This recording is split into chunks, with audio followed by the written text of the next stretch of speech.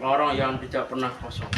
Di suatu malam yang berhujan, terdapat 5 orang yang sedang uji nyali di sebuah rumah sakit terbengkalai. Kelima orang tersebut bernama Cahyo, Adit, Ricky, Arman, dan Rina. Mereka menyebut grup mereka sebagai 5 sekawan. Semua berawal dari 5 orang ini yang bosan di rumah karena tidak punya kegiatan. Lalu Cahyo mempunyai ide untuk uji nyali di rumah sakit yang terbengkalai. Konon ada penampakan hantu tanpa kepala yang sering lewat di lorong rumah sakit tersebut. Wah, kayaknya seru nih kalau kita tinggal di rumah sakit itu, ucap Tayo yang antusias. Kau yakin? Soalnya rumah sakit itu terkenal dengan kisah hantu tanpa kepala, ucap Ricky yang tanpa ketakutan. Lalu Cahyo menjawab, alah penakut kau Ricky, mana ada yang namanya hantu di dunia ini. Adit, Arman, dan Rina tampak setuju dengan ucapan dan ide Cahyo. Setelah semua orang setuju, mereka langsung berangkat ke rumah sakit tersebut pada malam hari. Pada awalnya terlihat aman dan mereka sangat menikmatinya. Namun pada saat ingin masuk ke lobi rumah sakit tersebut, mereka tiba-tiba dikejutkan oleh sosok hitam yang berdiri di atas balkon di lantai paling atas. Lalu mereka masuk tanpa mempedulikan apa yang mereka lihat barusan.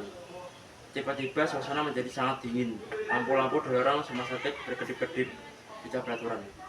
Sosok hitam yang mereka lihat tadi perlahan bergerak mendekat. Langkahnya pelan, namun suaranya bergema di seluruh ruangan. Siapa itu? Tanya Rina dengan suara gemetar. Tidak ada jawaban.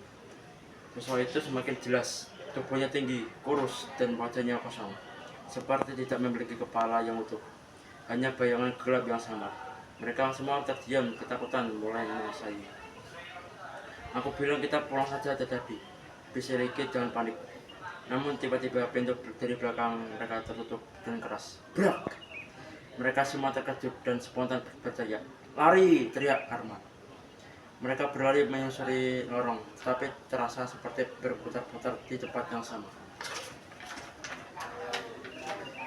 Kita nggak keluar-keluar, kata Adit. Saat itu muncul lagi. Sosok itu muncul lagi. Semakin dekat, Rina tiba-tiba jatuh. Sosok itu semakin dekat ke arah Rina. Teman-temannya mencoba menariknya bangun. Namun langkah kaki sosok itu terasa semakin cepat. Di saat genting itu, Ricky melihat sebuah pintu bertuliskan exit. Itu, cepat, keluar ke sana, teriaknya.